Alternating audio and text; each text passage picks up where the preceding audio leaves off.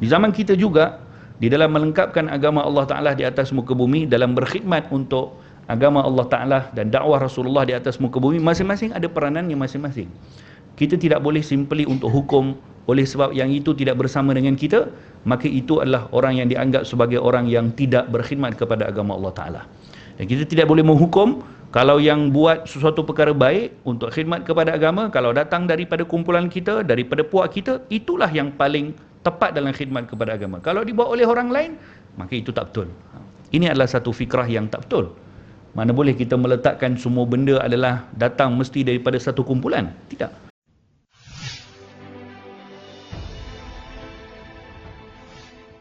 Bismillahirrahmanirrahim. Alhamdulillahi rabbil alamin. Wassalatu wassalamu ala ashrafil anbiya'i wal mursalin sayyidina Muhammadin wa ala alihi wa sahbihi ajma'in. Rabbi shrah li sadri wa yassir li amri wahlul 'uqdatam min lisani yafqahu qawli. Amma ba'du, nawayna ta'alluma wa ta'lim wa tadhakkura wa tadhkir wa an-naf'a wal intifa'a wal ifada wal istifadah wal hath 'ala tamassuki bi kitabillahi wa sunnati nabiyhi sallallahu alaihi wasallam wa du'a ila al-huda wa ibtigha'a mardatillahi wa qurbihi subhanahu wa ta'ala. Amin Allahumma amin. Para jemaah, tuan-tuan puan-puan yang dirahmati oleh Allah, kita akan sedikit berkongsikan hari ini mengambil faedah daripada hadis yang ke-9 daripada kitab Arba'in An-Nawawi. Mudah-mudahan sedikit banyak daripada perkongsian ini akan memberikan manfaat kepada kita semua insya-Allah. An Abi Hurairah Abdurrahman bin Sakhar radhiyallahu anhu, sami'tu Rasulullah sallallahu alaihi wasallam yaqul: Ma nahaitukum anhu fajtanibuh wa ma amartukum bihi fa'tu minhu mastata'tum fa innama ahlaka alladhina min qablikum kathratu masailihim wa ikhtilafuhum ala anbiya'ihim. Rawahul Bukhari wa Muslim. Daripada Abi Hurairah Abdurrahman bin Sakhar radhiyallahu anhu, aku mendengar baginda Rasulullah sallallahu alaihi wasallam bersabda, apa yang dilarang oleh aku kepada kalian maka tinggalkanlah, dan apa yang aku perintahkan kepada kalian buatlah semampu mungkin. Sesungguhnya mereka-mereka sebelum daripada kalangan kalian telah dibinasakan oleh Allah Ta'ala kerana terlalu banyak soalan yang ditanya dan terlalu banyak penentangan terhadap para nabi-nabi mereka. Diriwayatkan oleh Imam Bukhari dan Muslim. Hadis yang mungkin biasa pun kita dengar, tapi saya ingin kongsikan syarahnya daripada Al-Allamah Muhammad bin Abdullah Al-Jurdawani rahimahullah. Cukup menarik beberapa poin yang beliau letakkan dalam hadis ini. Pertama sekali, seperti mana di dalam pengajian hadis, bila mana kita membaca hadis, maka akan diperkenalkan perawi hadis tersebut. Abi Hurairah radhiyallahu anhu, nama penuhnya adalah Abdurrahman. Nama penuhnya ataupun nama sebenarnya Abdurrahman bin Sakhar Ad-Dausi. Beliau berasal daripada negeri Yaman, dan beliau dipanggil atau digelari oleh baginda Nabi sallallahu alaihi wasallam dengan Abahir. Nabi biasa panggil ya Abahir ataupun Abu Hurairah kerana beberapa asbab. Ada yang mengatakan bahawa beliau suka beri makan kepada kucing, dan ada yang mengatakan bahawa kerana beliau sendiri akan bawa anak kucing ke mana-mana beliau pergi, diletakkan di dalam dia punya lengan baju sini, diletakkan dalam lengan baju sini dan akan dibawa ke mana-mana. Dan Abu Hurairah daripada kalangan sahabat Nabi SAW yang sentiasa melazimi Rasulullah, dan beliau merupakan sahabat Nabi yang paling banyak sekali meriwayatkan hadis. Lebih kurang 5,300 lebih hadis yang diriwayatkan oleh Abu Hurairah. Ada satu kitab hadis, kalau kita mendalami ilmu hadis, dipanggil macam kamus untuk mencari sesuatu hadis tu. Kalau kita nak tahu diriwayatkan di kitab mana, maka di situ ada dipanggil mu'jam. Mu'jam ni kamus lah. Tapi zaman sekarang, penuntut ilmu zaman sekarang tak pakai dah. Zaman sekarang pakai Syekh Google. Dia type je hadis, Syekh dia akan bagi tahu hadis ni riwayat siapa. Tapi kalau mengikut kepada metodologi dalam ilmu pengajian hadis, tak boleh pakai macam tu. Sekarang pun kadang ada software. Ada software dipanggil Maktabah Syamilah atau Maktabatul Hadis, di mana dalam software tu dihimpunkan lebih kurang 50,000 hadis. Tuan-tuan puan-puan nak hadis mana, type saja dia akan keluar. Okey, hadis ni diriwayatkan dalam Sahih Bukhari dalam bab sekian, kitab sekian, nombor hadis sekian. Hadis yang sama diriwayatkan dalam Sunan Ibnu Majah dalam riwayat sekian, kitab sekian, bab sekian. Tapi zaman dulu tidak. Ulama-ulama hadis dulu mereka tidak meletakkan kaedah di dalam pembelajaran hadis seperti itu. Jadi timbul banyak inisiatif yang dilakukan oleh para ulama-ulama hadis zaman dulu untuk memudahkan kepada umat. Kalau nak mencari hadis ini berada dalam kitab apa, riwayat siapa, maka mereka lakukan beberapa inisiatif. Antaranya dengan mengarang kitab namanya Mu'jam. Mu'jam ni kamus hadis lah. Tapi menariknya tuan-tuan dan puan-puan, Mu'jam ini yang paling terkenal. Ada beberapa jenis Mu'jam atau kamus hadis. Dia macam susun ikut huruf. Kita kalau nak cari satu hadis yang ada huruf alif contoh, kita tahu hadis tu depannya huruf alif, tapi tak tahu hadis tu apa. Yang kita tahu alif. Jadi kalau nak buka kamus kan, kita akan buka ikut huruf kan. Jadi di situ diletakkan penyusunan hadis ikut huruf. Jadi kita boleh buka bab alif, tapi banyaklah. Kena carilah. Macam kita buka kamus juga. So kita akan dapat hadis yang ada perkataan alif, diriwayatkan semua. Okey, ada dalam sekian. Yang paling menarik ni, Mu'jam yang paling tepat. Ada beberapa Mu'jam dipanggil kamus hadis ni. Yang paling tepat, yang diiktiraf oleh seluruh ulama-ulama hadis, satu Mu'jam yang dikarang oleh seorang non-Muslim. Namanya Mu'jam Al-Mufahris li Alfadhil Hadis.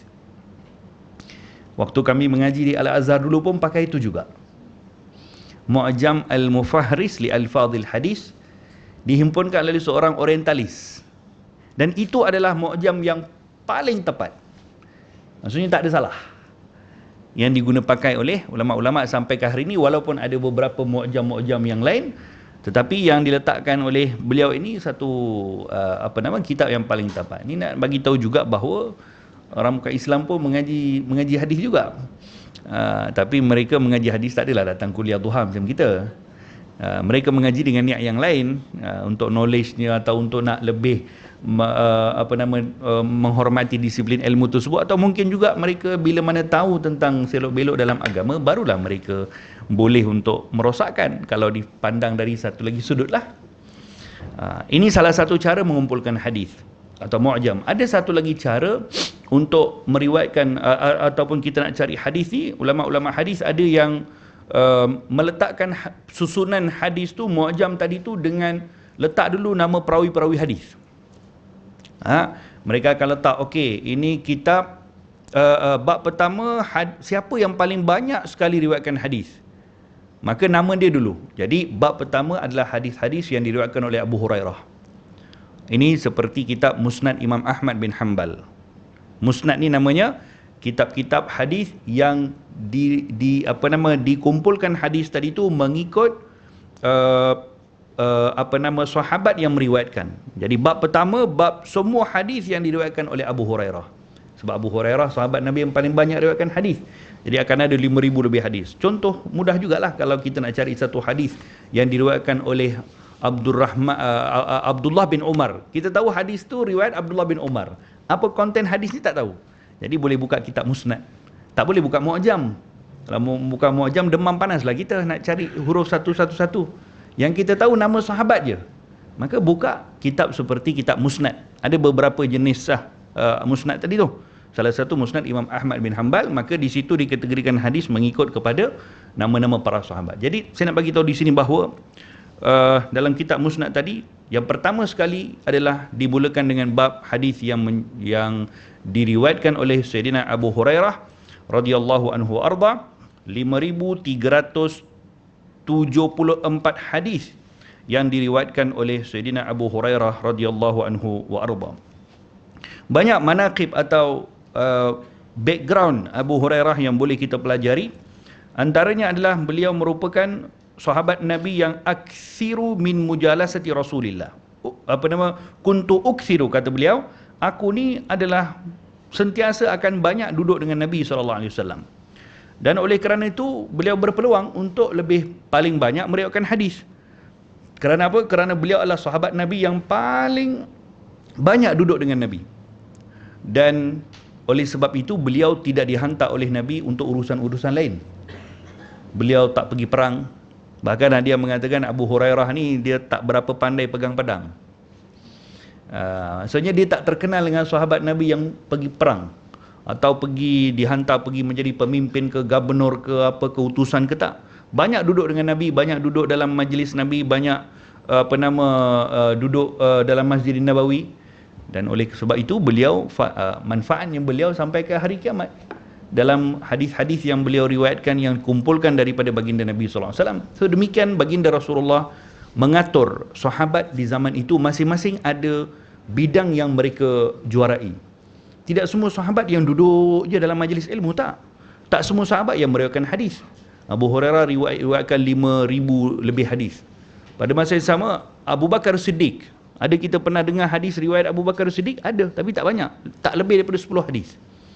So adakah kita kata dalam hal ini Abu Bakar Siddiq adalah orang yang tidak berkhidmat kepada agama kerana kurang hadis? Tidak, dia orang yang paling banyak khidmat kepada agama Nabi sallallahu alaihi wasallam, tapi dengan cara dan apa yang beliau diamanahkan oleh Nabi sebagai seorang pemimpin. Sepertinya juga Khalid ibn Walid. Kalau sebut perang je, maka dalam sejarah peperangan di zaman Nabi sallallahu alaihi wasallam tidak ada seorang tokoh atau seorang pahlawan perang yang lebih hebat lebih daripada Khalid ibn Walid. Sehingga dikatakan bahawa tidak ada satu pun peperangan kalau dihadiri oleh Khalid ibn Walid, mesti yang Khalid ibn Walid hadir itu mesti dia menang. Daripada dia sebelum Islam lagi, termasuk dia menang dalam peperangan Uhud, kan orang kafir menang perang Uhud. Sebab waktu itu yang mengetuai adalah Khalid ibn Walid. Jadi itu ketokohan beliau, kepakaran beliau, dan itu yang diletakkan Nabi berada pada tempatnya beliau.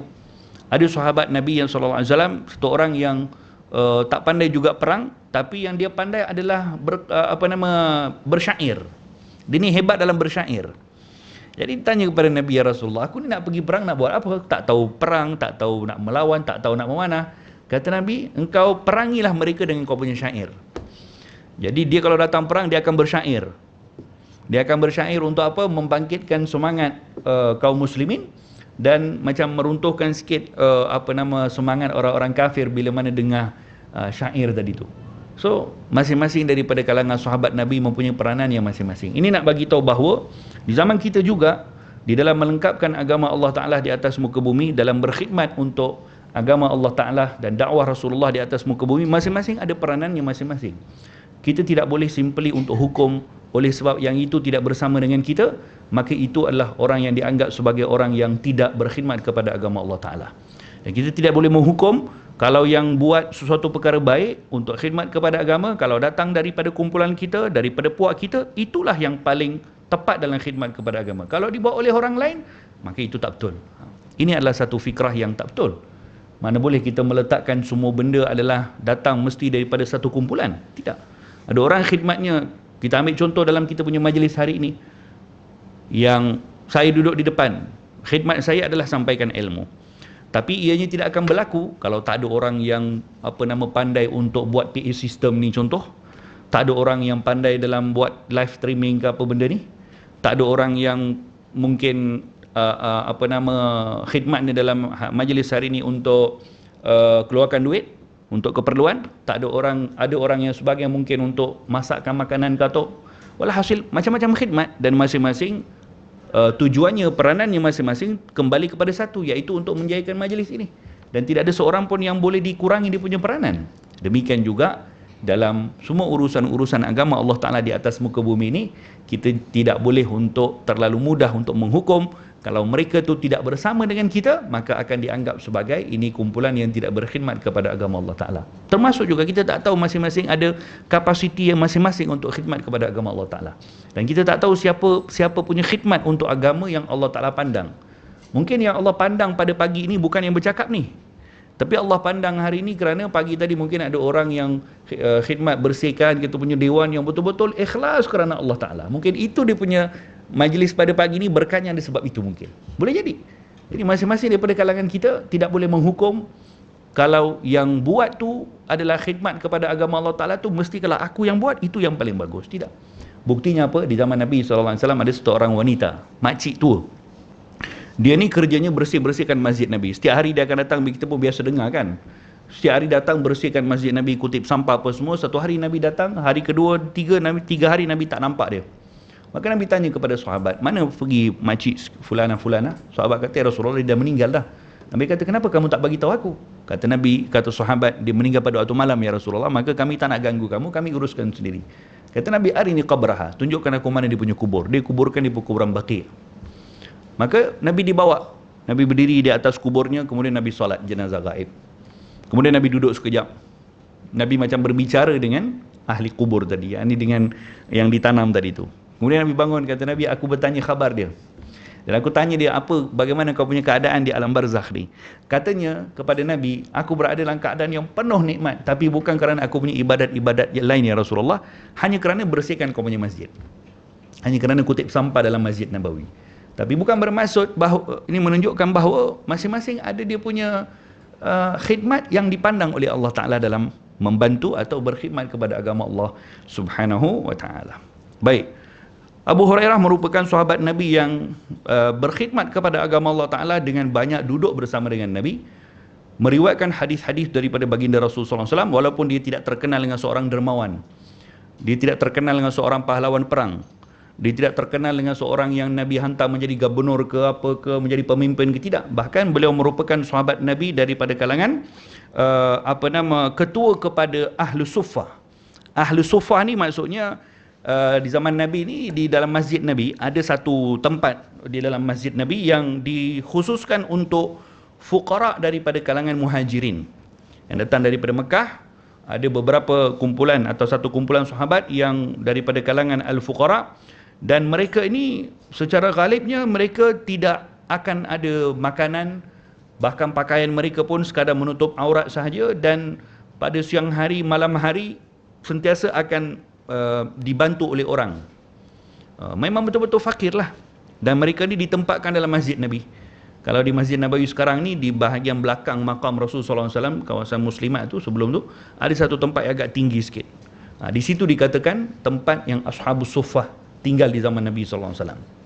Dan yang akan menyantuni mereka adalah Rasulullah sendiri, kerana sebelah dengan rumah Nabi sama Siti Aisyah. Dan rais atau ketua kepada Ahlu Suffah, fuqara daripada kalangan sahabat ni adalah Abu Hurairah. Jadi Abu Hurairah ni ketua kepada orang-orang fakir daripada kalangan sahabat Nabi SAW. Maksudnya kalau jadi ketua, dia paling fakir lah. Cuba tengok, orang yang paling banyak riwayatkan hadis yang namanya sampai hari kiamat kita sebut, di zaman Nabi merupakan orang yang paling miskin. Satu hari dia berjalan dalam masjid Nabi, sampai di hadapan mimbar tu dekat kawasan Raudhah tu kan, sampai hadapan mimbar tu jatuh pingsan dia. Jatuh pingsan, menggigil. Kemudian ada satu orang sahabat lain datang, bila nampak Abu Hurairah jatuh menggigil, satu orang sahabat datang letakkan kaki dekat tengkuk. Kerana gigil tu macam kena sawan. Orang Arab dulu kalau ada orang kena sawan, dia akan pijak tengkuk. Tapi kita jangan buatlah. Kita kalau pijak nanti kan kena solat jenazah pula. Itu cara mereka. Cara kita bagi sudu lah, bagi kunci lah. Mungkin ada manfaatnya lah. Tapi mereka punya cara lain. Kata Abu Hurairah waktu tu, aku jatuh kena sawan tadi tu, wa ma hiya bimajnun, bukanlah kerana aku ni gila atau kena sawan, wa ma hiya illal ju'. Aku jatuh di hadapan mimbar Nabi menggigil macam kena sawan kerana berhari-hari tak makan. Demikian Abu Hurairah radhiyallahu anhu warda, seorang sahabat Nabi yang terkenal, tetapi pada waktu sama beliau merupakan yang banyak Allahumma salli ala Muhammad yang Allah Ta'ala tidak berikan kepada beliau pada waktu itu kemewahan dalam harta. Bahkan beliau dengan apa yang Allah berikan tadi itu, keberkatannya luar biasa sampai beliau menjadi sahabat yang termasyhur di dalam berkhidmat kepada hadis baginda Nabi sallallahu alaihi wa ala alihi wa sahbihi wasallam. Sebab tu ulama-ulama dulu kalau dalam menuntut ilmu ni tidak membiasakan diri mereka dengan terus kenyang. Pelajar ilmu ni kalau terus kenyang, dia tidak akan dapat ilmu yang sebaik-sebaiknya. Sebab tu kita ni ibu bapa ni jangan terlalu kalau hantar anak pergi madrasah ke, pergi tempat-tempat belajar ke, ya kalau ada makanan yang okey, yang sihat, yang secukupnya, alhamdulillah cukup. Tidak perlu mengharapkan ni mesti satu hari makan 14 kali. Kena ada asam pedas, kena ada ayam masak kicap, kena ada sekian-sekian, tidak. Memadai dengan sekadar apa yang boleh meneruskan mereka punya kehidupan, boleh kenyangkan dan tidak terlalu dimewahkan dalam makan ketika menuntut ilmu. Kerana ini adalah lumrah atau fitrah yang diletakkan, dan ini adalah jalan yang dilalui oleh para ulama-ulama. Mereka dalam jalan yang mereka menuntut ilmu ni sentiasa akan terbiasa dengan berlapar. Lapar ni akan, ulama sebut lapar ni akan tajamkan dia punya akal. Bila lapar, dia akan tajamkan dia punya akal. Jadi kalau sentiasa kenyang, ya, kan Nabi sebut dalam hadis, tidak ada suatu perkara yang halal yang lebih Allah Ta'ala tidak suka, melainkan daripada seorang yang sentiasa memastikan perutnya kenyang. Ini benda halal, tapi Allah tak suka. Satu orang yang dia ni tak pernah bagi space kat dia punya perut. Pagi sarapan, lepas tu pukul 10 ada tea break, pukul 12 ada makan tengah hari, pukul 3 minum kopi, pukul 4 goreng pisang, maghrib lagi nanti keropok lekor, isyak lagi. Haula wala quwwata illa billah. Tak ada kesempatan untuk perutnya kosong. Dan ini perkara yang Allah Ta'ala tak suka. Ada 3 benda kata Imam Al-Ghazali dalam kitab Ihya. 3 benda yang Allah Ta'ala tak suka. Benda yang halal tapi Allah tak suka. Tak suka ni bukan bermaksud haram, ya. Bukan bermaksud haram. Tapi benda bila kata Allah tak suka, dia akan bawa banyak kemudaratan lah. Yang pertama, makan walaupun tak lapar. Makan walaupun tak lapar. Dia tak lapar pun.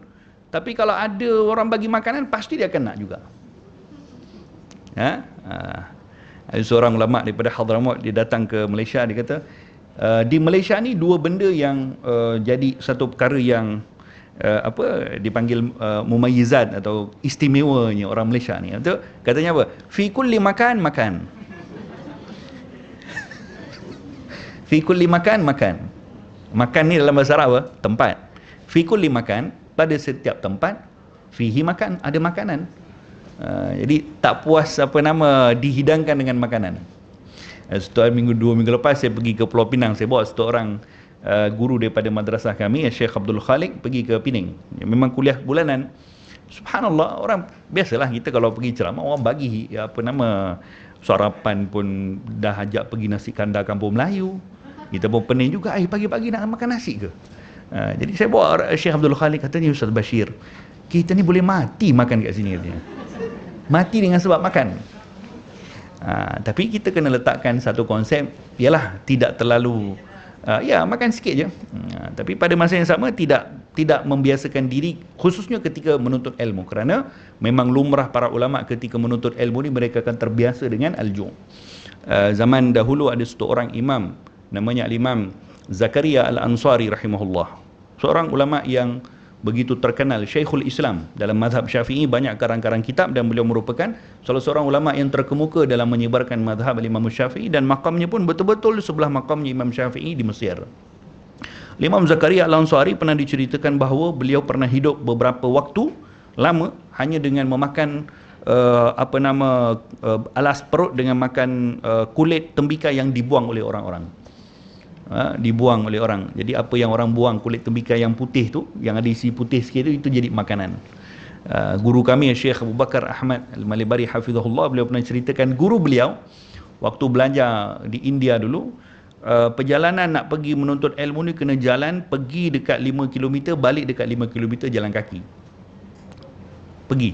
Jadi katanya ibunya setiap hari akan bekalkan satu pisang. Ya, kerana kemiskinan, untuk dia pergi belajar ilmu, balik, satu hari bagi satu pisang.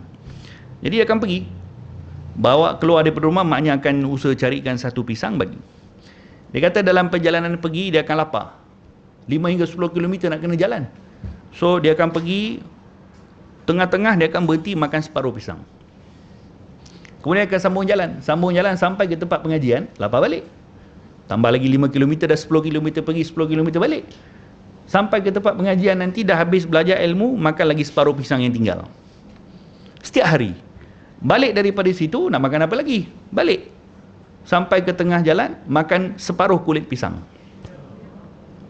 Dan dalam perjalanan terus lagi untuk alas separuh lagi, makan separuh lagi yang ditinggalkan. Demikian kehidupan mereka di dalam menuntut ilmu. Tapi subhanallah, Allah Ta'ala berikan keberkahan.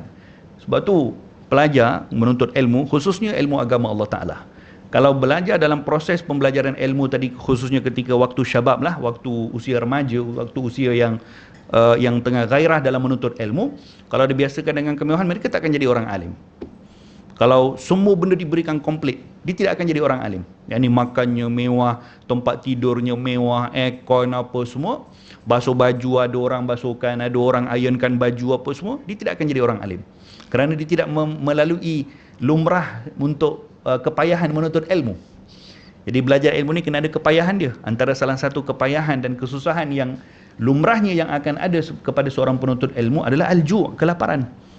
Dan ini kalau tak ada kepada seorang penuntut ilmu, maka dia sudah tertinggal separuh daripada jalan ilmu yang dilalui oleh para ulama-ulama silam yang terdahulu. Guru kami Syekh Abu Bakar sendiri pernah diceritakan, anaknya cerita kat saya, bapaknya dulu waktu belajar di satu universiti di India, waktu usia menuntut ilmu, hanya ada satu helai pakaian dipanggil qamis, macam kurta. Orang India kan dia pakai macam kurta sampai ke lutut tu. Satu helai baju putih warna kurta dan dua kain. Dua kain dan satu t-shirt dekat dalam. Itu je yang dia ada. Belajar dekat 4-5 tahun di satu universiti. Yang ada itu je. So, dia kata macam mana bapaknya belanja waktu tu? Dia kata satu hari pakai baju dan kemudian besoknya dia akan basuh baju tersebut. Tapi bila mana dia basuh baju tersebut, dia akan tertinggal kelas, dia akan tinggal pengajian. So apa dia akan buat? Dia akan basuh baju tersebut dan keringkan dengan pakaian dalam dia, dengan t-shirt dengan kain yang tak berapa sesuai untuk pergi menuntut ilmu. Dia akan duduk di luar daripada bilik kuliah tadi tu, ataupun dalam tempat yang orang tak nampak, dan dia akan dengar daripada jauh, catat daripada jauh.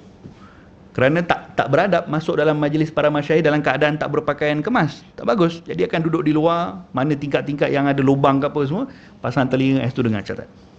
Yang ni satu hari masuk kelas, satu hari tak masuk kelas. Sebab apa? Sebab nak tunggu pakaian kering. Kalau pakaiannya kering, dia akan pakai cepat-cepat masuk kelas. So demikian ulama-ulama yang hasilnya Allah Ta'ala nampakkan keikhlasan mereka dalam menuntut ilmu, lahirkan ribuan, ratusan ribu daripada para ulama-ulama. Diceritakan oleh kawan-kawan kita yang belajar di Hadramawt, Habib Ali pun pernah cerita dengan saya dulu.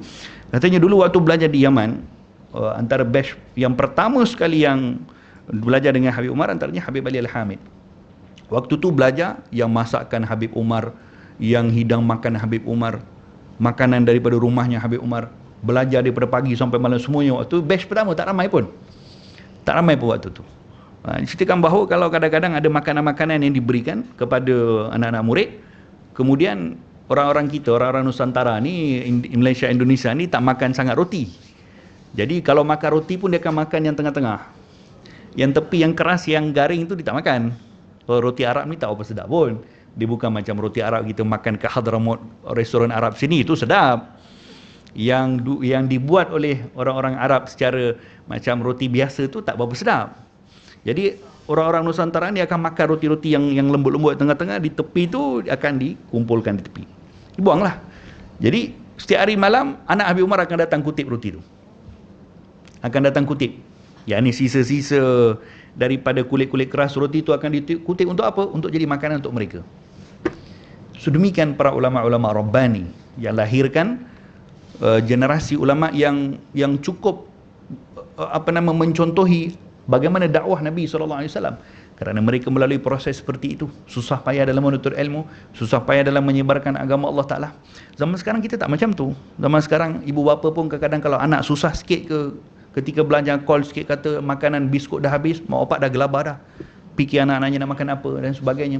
So ini adalah bahagian daripada perkara yang perlahan-lahan akan menghilangkan yakni ketekunan di dalam menuntut ilmu. Baik, kepada Abu Hurairah tadi. Abu Hurairah ni pernah satu hari beliau keluar daripada tempat tinggal beliau di dalam masjid Nabi SAW, keluar dalam keadaan yang terlalu lapar sehingga diikat batu di bahagian perutnya.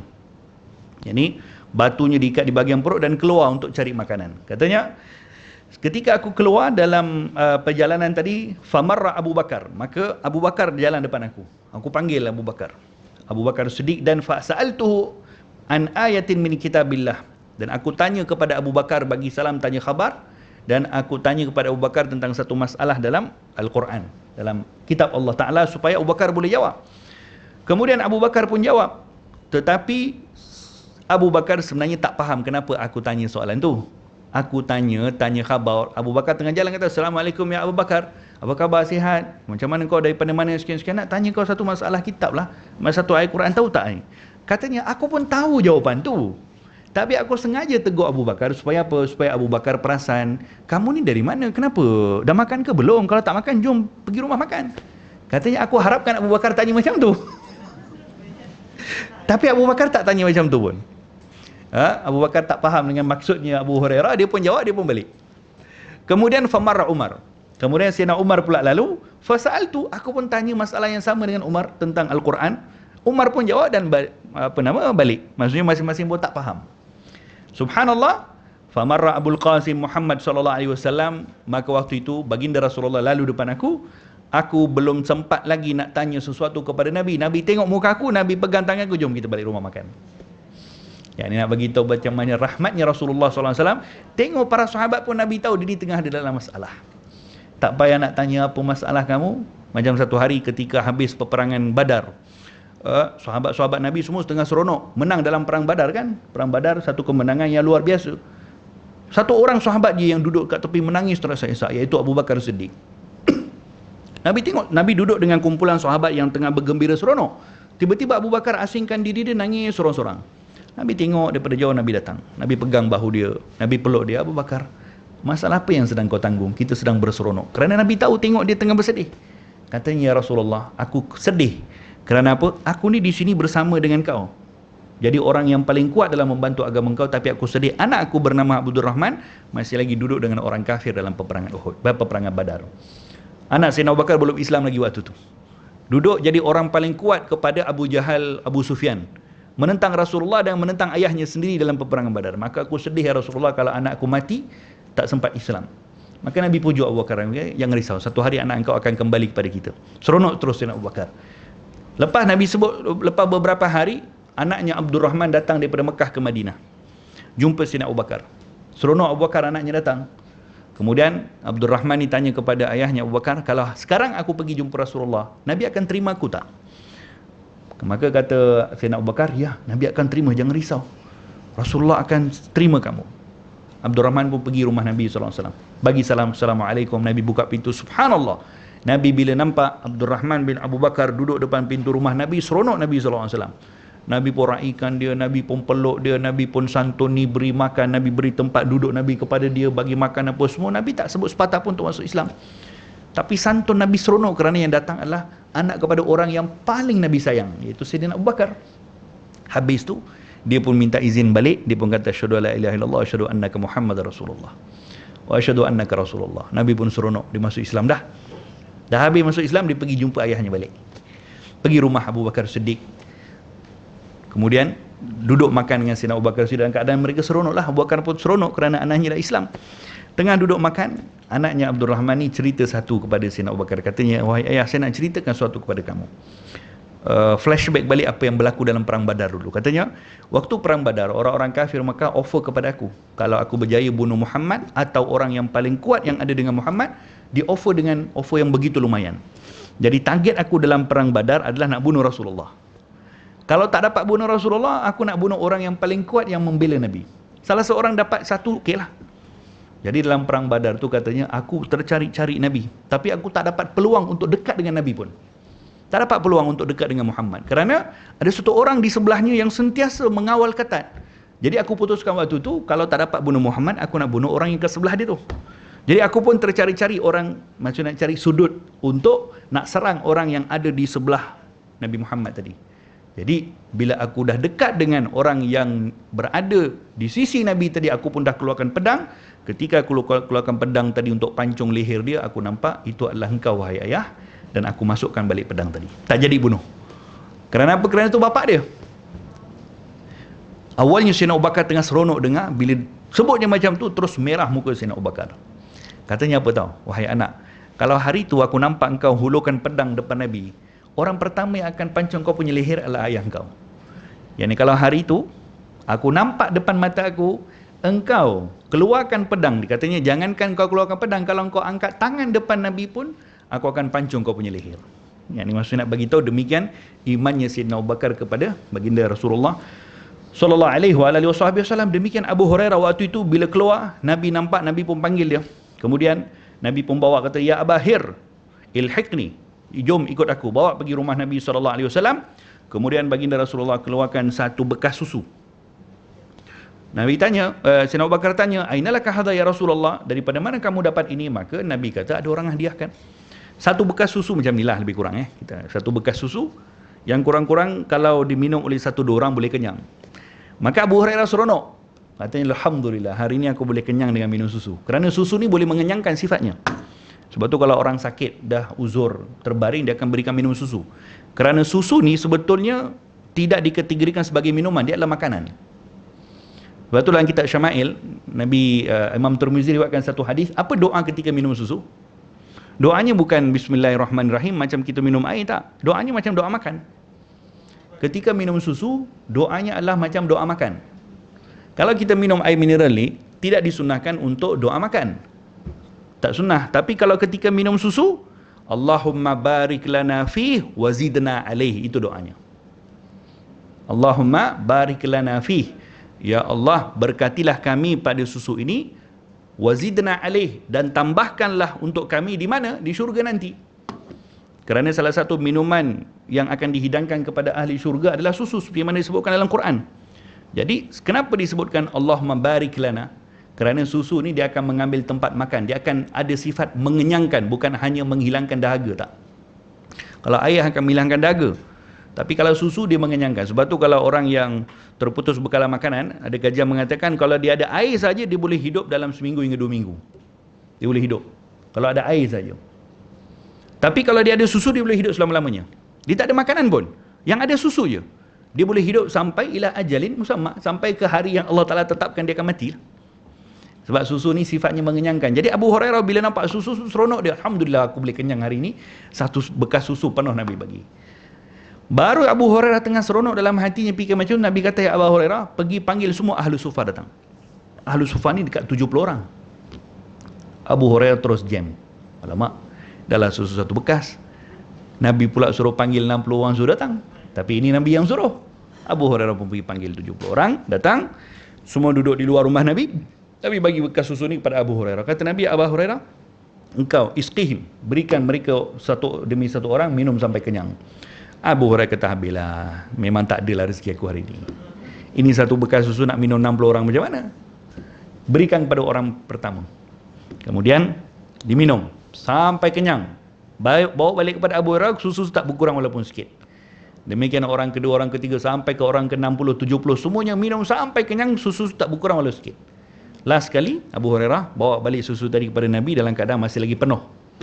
Bagi kepada Rasulullah, silakan minum ya Rasulullah. Nabi kata, tak, kau minum dulu. Abu Hurairah minum sampai kenyang. Kembalikan balik susu tu. Kata Nabi, minum lagi Abu Hurairah. Dia pun minum kali kedua sampai kenyang. Bawa balik. Nabi kata, minum lagi Abu Hurairah. 4 kali Nabi suruh minum sampai kenyang. Tapi ini Nabi yang suruh. Kalau Nabi yang suruh, dia tak akan letakkan dari segi logik akalnya, ini dah kenyang, takkan aku nak minum lagi. Ini Rasulullah yang suruh. Tapi subhanallah, dengan keberkahan daripada susu yang diberikan daripada tangannya Nabi SAW, Abu Hurairah penuhkan. Minum lagi, 4 kali minum sampai kenyang. Kali keempat, bila Nabi suruh lagi, Abu Hurairah kata, ya Rasulullah, ini kalau aku minum lagi, jangankan keluar balik daripada mulut, akan keluar daripada aku punya jari jemari nanti susu ni. Maksudnya dah terlalu kenyang. Maka Nabi pun ketawa. Nabi kata, okey, cukuplah. Kemudian Nabi minum. Nabi minum sampai habis. Subhanallah. Demikian mukjizat Rasulullah dalam hal tersebut, dan juga bagaimana Nabi menyantuni Abu Hurairah. Dan Abu Hurairah pernah sebutkan, usibutu salasa masaifil Islam. aku ni terkesan dengan 3 musibah yang paling besar dalam agama Islam.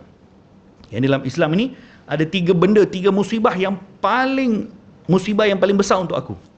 Yang pertama katanya mautun Nabi, kematian, kewafatan Nabi SAW. Yang kedua waqatul Uthman, dan pembunuhan Sayyidina Uthman. Dan yang ketiga wal mazud, satu kantung korma ataupun bekas yang menyimpan korma, satu kantung korma yang terisi dalamnya korma bila mana hilang. Ini 3 benda yang dia kata musibah yang paling terbesar yang aku pernah lalui. Wafatnya Rasulullah okeylah, semua maklum. Kematian Sayyidina Uthman okey, dibunuh dengan kejam. Tapi yang ketiga tu wal mazud. Maka sahabat tanya, wa mal mazud ya Abu Hurairah? Apa yang kau maksudkan dengan kau merasakan, kau meletakkan satu level kewafatan Rasulullah, kematian wafatnya Sayyidina Uthman, dengan hilangnya daripada engkau kantung korma tu kau letakkan sebagai musibah yang paling terbesar dalam kau punya hidup dalam agama Islam? Katanya ya. Sebab apa? Katanya, satu hari aku tengah safar dengan baginda Nabi SAW, kemudian Nabi tanya kepada aku, ya Abu Hurairah, hal ma'aka syai', ada tak bawa apa-apa makanan? Maka kata Abu Hurairah, ya Rasulullah, aku bawa satu kantung, satu bekas yang terisi buah kurma. Kata Nabi kepada aku, bawakan buah kurma tu. Maka aku keluarkan biji kurma yang ada dalam bekas yang aku bawa untuk bekalan, untuk musafir bersama dengan Nabi. Dalam tu ada 20 tamrah, ada 20 biji kurma. 20 buah kurma ada dalam bekas yang aku bawa, bekalan makanan untuk musafir jauh dengan Nabi SAW. Kemudian Nabi ambil satu kurma tadi, Nabi baca Bismillahirrahmanirrahim, Nabi doa, Nabi tiup, Nabi masukkan balik dalam bekas tu. Demikian juga kurma yang kedua, ketiga, ke 20 biji kurma tu Nabi buat macam tu. Nabi baca bismillah, Nabi tiup, kemudian Nabi masukkan balik dalam bekas kurma. Nabi tak makan pun. Maksudnya Nabi keluarkan tu untuk doa. Kemudian kata Abu Hurairah, semua biji kurma tu Nabi pegang satu-satu, Nabi baca bismillah, masuk balik dalam kantung atau bekas kurma yang aku bawa tadi. Kemudian kata Nabi kepada aku, ikatkan kantung kurma ni di badan kau. Setiap kali kau nak makan, engkau hulurkan saja tangan dalam tu, jangan tengok. Ikatkan macam kita pakai posh bag macam tu kan. Orang lelaki kadang ada yang pakai posh bag tu. Sayyidina Abu Hurairah pun ada posh bagnya, tapi dalam tu ada 20 biji kurma. Nabi kata, setiap kali kau lapar, masukkan kau punya tangan, jangan tengok dekat dalam tu. Dan kau makanlah sampai kenyang. Kurma ni, kata Sayyidina Abu Hurairah radhiyallahu anhu arda, fa akaltu minhu hayata Rasulillah. Aku makan kurma tadi setiap hari ketika aku lapar sepanjang hidupnya Rasulullah. Tak berkurang pun. Wa hayata Abi Bakar. Dan ketika zamannya Sayyidina Abu Bakar, sepanjang Sayyidina Abu Bakar jadi khalifah, aku makan 2 tahun lebih. Wa Umar, 3 tahun Sayyidina Umar jadi khalifah, aku makan juga. Kurma tu tak berkurang pun. Setiap kali aku lapar, aku masukkan tangan dalam beg tu, keluarkan, makan kurma sampai kenyang. Wa Uthman. Dan pada zaman Sayyidina Uthman, falamma qutila, ketika mana Sayyidina Uthman dibunuh, maka orang yang datang membunuh Sayyidina Uthman tu juga masuk ke dalam rumah aku dan diambil curi aku punya kantung kurma yang didoakan oleh Nabi. Jadi kata Abu Hurairah, sebab tu aku kata, hilangnya kantung kurma, bekas kurma tadi tu aku anggap sebagai salah satu musibah yang terbesar. Kerana di situ ada mukjizatnya Rasulullah SAW. Ada mukjizatnya Nabi SAW. Yakni kalaulah dibiarkan sampai Abu Hurairah wafat, benda tu akan kekal bersama dengan Abu Hurairah, jadi bahan makanan untuk Sayyidina Abu Hurairah radhiyallahu anhu wa arda. Baik. Allahumma salli ala Sayyidina Muhammad. Abu Hurairah meninggal pada umurnya 78 tahun. Ya. Dia meninggal pada zaman khilafah Muawiyah, yakni pada zaman Sayyidina Ali, kemudian dirampas kuasanya oleh khilafah Muawiyah, dan Abu Hurairah meninggal pada ketika itu. Dan ketika berlaku peperangan di zaman Sayyidina Ali, Abu Hurairah lari duduk atas gunung, lari duduk atas bukit, kerana tak nak masuk campur dalam hal pergaduhan di antara 2 orang sahabat tadi. Dan beliau pun bukan orang yang terkenal dengan peperangan. Wadufina bil baqi. Jadi dia nak bagi tahu bahawa tak semua orang yang boleh turun padang. Abu Hurairah tak turun padang pun.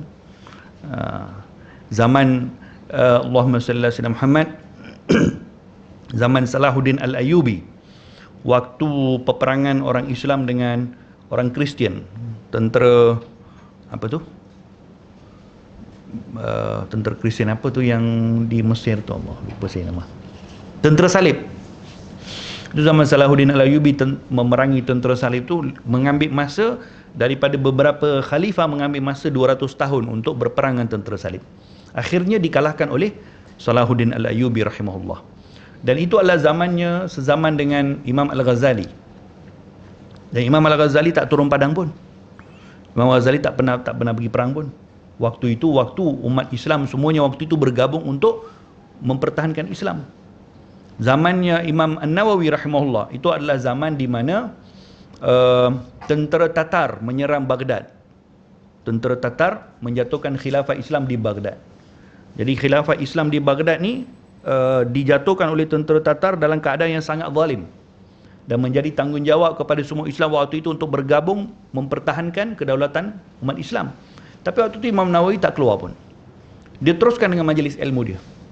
Duduk dengan halaqah ta'lim dia, satu hari 25 subjek Imam Nawawi mengajarkan kepada anak murid dia. Dia tak keluar pun. Orang ajak, ulama-ulama lain ajak juga, jom, ini bukan waktu untuk kita menuntut ilmu, ini waktu untuk kita kena pergi tahankan Islam. Kita kena pergi perang. Kata Imam Nawawi, tak, aku akan teruskan dengan halaqah ilmu aku. Hikmahnya apa? Hikmahnya, oleh kerana Imam Nawawi waktu itu teruskan halaqah ilmunya, anak-anak muridnya itulah yang mengislamkan tentera Tatar. Masuk Islam semua tentera Tatar. Jadi nak bagi tahu bahawa tak semua orang yang boleh pergi turun padang. Jadi jangan juga menghukum kalau ada ulama-ulama yang tak bersama dengan sesuatu usaha yang dilakukan oleh sebahagian pihak, ini tidak memperjuangkan agama Islam. Tak betul. Imam Nawawi macam tu tak perjuangkan Islam ke waktu tu. Tak ada tanggungjawab yang lebih kepada waktu itu, melebihi daripada ketika itu adalah untuk mempertahankan kedaulatan Islam yang khilafah Islam tengah diruntuhkan oleh kerajaan Tatar. Tapi Imam Nawawi teruskan dengan haja ilmu. Sahabat Nabi pun waktu tu juga kan, tak semua orang yang pergi perang pun. Falaula nafara min kulli firqatin minhum ta'ifatun liyatafaqahu fid din wa liyunziru qaumahum idza raja'u. Kan disebutkan dalam surah Taubah ayat tu. Surah Taubah adalah surah yang cerita tentang perang. Cerita tentang perang, tiba-tiba ada satu ayat cerita untuk galakkan menuntut ilmu, supaya ada satu kaum yang dikhususkan untuk belajar ilmu. Supaya apa? Yang pergi perang lah. Yang menuntut ilmu. Ini kalau pergi perang dapat kemenangan, takkan balik perang semua jadi orang jahil. Siapa nak mengajar? Siapa nak sampaikan ilmu? Siapa nak keluarkan fatwa? Jadi ini juga satu fitnah yang kadang-kadang dihadapi oleh penuntut-penuntut ilmu ketika waktu syabab. Waktu belajar ilmu di universiti, khususnya ketika belajar ilmu agama. Pergi belajar ilmu agama, pergi Timur Tengah, pergi situ, pergi sini, tapi tak berikan tumpuan dalam menuntut ilmu. Yang diberikan tumpuan untuk perjuangan Islam. Yang diberikan tumpuan untuk sekian, untuk politik, untuk itu, untuk ini, harakah, dakwah, Allahu alam. Yang bukan itu dia punya kerja waktu itu, sabar dulu. Belajar ilmu dulu. Jadi orang faqih dulu. Jadi orang alim dulu. Dah balik ke kampung nanti, ikutlah perjuangan mana yang kamu rasa betul. Ini kalau waktu yang kamu diperuntukkan untuk menuntut ilmu, kamu tidak menuntut ilmu, balik nanti kamu nak bagi apa kepada orang? Nak bagi apa dalam perjuangan Islam yang kamu nak join? Ini fitnah yang terkena kepada penuntut ilmu kebanyakan, khususnya penuntut ilmu agama Islam, penuntut ilmu syariat. Ini fitnah yang dihadapi kerana kegairahan mereka dengan fikrah-fikrah tertentu yang menyebabkan mereka letakkan prioriti untuk menuntut ilmu ni dikurangkan. Yang perlu lebih adalah benda-benda macam ni. Jadi akhirnya balik jadi tin kosong lah. Pandai bercakap, pandai berceramah, tapi tak ada ilmu. Ini fitnah. Ini fitnah yang besar. Dulu waktu di Mesir, dulu kami duduk dalam satu halaqah pengajian, ada satu orang bangun tanya soalan kepada Syekh Dr. Usama Al-Azhari. Jadi orang ni satu orang pelajar Arab, pelajar ikhwan yang terkesan dengan pemikiran Ikhwanul Muslimin. Waktu tu dia ditanya soalan-soalan, pelajar Al-Azhar ni. Dia tanya soalan macam mana kita ni sekarang Islam tengah dipermainkan, Yahudi tengah serang Palestin, umat Islam tengah diginikan dekat 15 minit. Dia nak tanya soalan dalam pengajian, tapi dia pula yang syarahkan. Syekh dengar je daripada depan. Duduk diam, Syekh dengar, tengok, angguk-angguk kepala. Kegairahan dia. Tapi kalau dengar bercakap tu, kalau khutbah kat sini memang habis, semua tak tidur lah. Memang lepas kalau dengar khutbah je semua keluar ambil pedang pergi berjuang. Yang ni gairahnya dengan semangat yang dia ada waktu tu. Syekh dengar. Yang dia cakap tu semua betul. Perjuangan untuk Islam semua je betul. Lepas tu dah habis, Syekh kata, dah habis dah soalan kamu, duduk. Apa yang kamu cakap ni, tunggu kamu jadi orang alim balik nanti baru kamu buat. Itu je Syekh jawab. Yang kamu cakap ni semua betul. Kamu kena bantu perjuangan Islam, kamu kena bantu sekian, ini orang Islam tengah ditindas, orang Yahudi sedang ditindas, kamu kena sekian, kamu kena sekian. Betul, apa yang kamu cakap itu betul, tapi bukan itu waktunya untuk kamu sekarang. Sekarang perjuangan kamu berada di jalan Allah Ta'ala sebagai seorang talabatul ilm, dan kalau kamu mati sekarang, kamu akan mati sebagai mati syahid, kerana kamu berada dalam menuntut ilmu. Dan kamu tidak ada tuntutan waktunya untuk angkat senjata pergi perang, kerana bukan tugas kamunya itu. Tugas kamu sekarang ni jadi orang alim dululah, supaya balik nanti bantulah di mana wadah yang kamu rasakan benar dengan ilmu yang kamu ada. Tapi kalau kamu balik dengan semangat yang kamu ada, kamu tak ada ilmu, kamu boleh buat apa? Orang katanya fatwa, kamu akannya garu kepala lah. Orang katanya hukum, kamu akan kata saya agak lah macam ni kot. Orang dia tak boleh nak jawab, dia tak boleh nak mengajar dengan ilmu yang mantap, kerana dia tidak melalui proses pembelajaran yang serius. Ini nasihat yang biasa saya nasihatkan kepada adik-adik yang biasa pergi nak belajar ke Timur Tengah apa semua. Saya nasihatkan, pergi belajar ke Timur Tengah, kamu pergi dengan wang zakat, kamu pergi dengan wang orang ramai, sumbangan orang ramai, hatta daripada mak bapak kamu sendiri pun, pergi sebagai seorang penuntut ilmu yang nak dapatkan ilmu daripada di situ, belajar sungguh-sungguh daripada para ulama. Mujalasatul ulama, dekat dengan para alim ulama, duduk di situ dengan ulama-ulama Al-Azhar. Ya, kalau kamu nak pergi Al-Azhar, kamu tak setuju dengan ulama Al-Azhar, buat apa kamu pergi? Tak payah bazir duit lah, duduk sini je. Ini pergi Al-Azhar, pakai duit Majlis Agama Islam, bagi zakat, orang ramai, jiran-jiran semua bagi duit, pergi sana, dia kutuk pula ulama Al-Azhar. Kata ulama Al-Azhar ni ulama syaitan, ulama Al-Azhar ni adalah sekian. Sebab apa? Sebab terkesan dengan fikrah-fikrah yang tertentu. Ini tak betul. Jadi buat apa kamu pergi ke Al-Azhar tersebut? Kamu duduk sini je lah, tak payah pergi situ bazir duit orang ramai dan harapan orang ramai doa mak bapak kamu. Jadi fitnah. Jadi kalau ada anak-anak yang pergi belajar ke Timur Tengah, khususnya Timur Tengah, saya sebutkan Timur Tengah kerana saya sendiri melalui dan melihat depan mata bagaimana pelajar-pelajar di situ yang tidak serius dalam menuntut ilmu, balik tak ada apa pun. Dia bolehlah bawa balik sijil, itu pun kalau dapat lah, kalau lulus. Balik tak boleh, buka kitab tak boleh baca. I'rab Allahumma salli Muhammad, tak boleh nak baca kitab dengan bagus, tak boleh nak deliver ilmu dengan amanah yang betul daripada apa yang ada dalam turas, kerana dia tidak melalui proses-proses seperti itu. Dia bolehlah ceramah. Ceramah siapa boleh ceramah? Tak susah nak ceramah ni, senang. Buka YouTube, 1 jam buka YouTube, lepas tu sampaikanlah apa yang ada kat YouTube tu. Tak susah jadi penceramah, senang. Kan, tuan-tuan pun boleh jadi penceramah. Zaman sekarang Masya Allah semua orang boleh ceramah, kan, tak susah. Tapi kalau tak melalui proses pembelajaran ilmu yang betul, maka dia tidak akan dapat apa yang ada dalam kitab-kitab turas, dan dia akan jadi orang yang bercakap adalah hawa, yani bercakap di awang-awangan, tak boleh sampaikan ilmu dengan betul.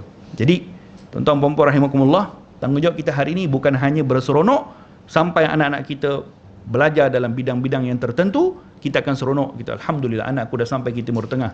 Jangan, anakku sampai ke Yaman, seronok dah. Nanti dulu, jangan seronok dulu. Apa yang dibuat di situ? Dia belajar ke?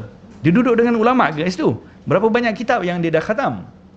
Ini zaman kita sekarang, zaman orang semua dah ada handphone. Dia tak payah pergi kuliah, tak payah pergi belajar apa semua.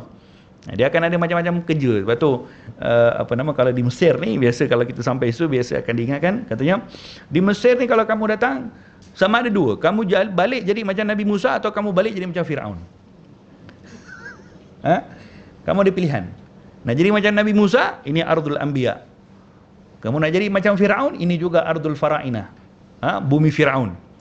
Jadi dia tidak stop setakat itu saja, tapi tanggungjawab yang perlu diberikan, mereka sedang melalui fikrah yang seperti apa, dan ini semua yang akan berikan kesan kepada masyarakat bila dibalik nanti. Baik, kita ambil sedikit faedah daripada hadis ni, daripada Abu Hurairah radhiyallahu anhu, katanya, sami'tu Rasulullah sallallahu alaihi wasallam yaqul, aku mendengar Nabi sallallahu alaihi wasallam menyebutkan, ma nahaitukum anhu, apa yang aku larang kalian untuk melakukan daripada perkara-perkara yang haram, maka fajtanibuh, yakni jauhkanlah sungguh-sungguh perkara yang aku larang kamu.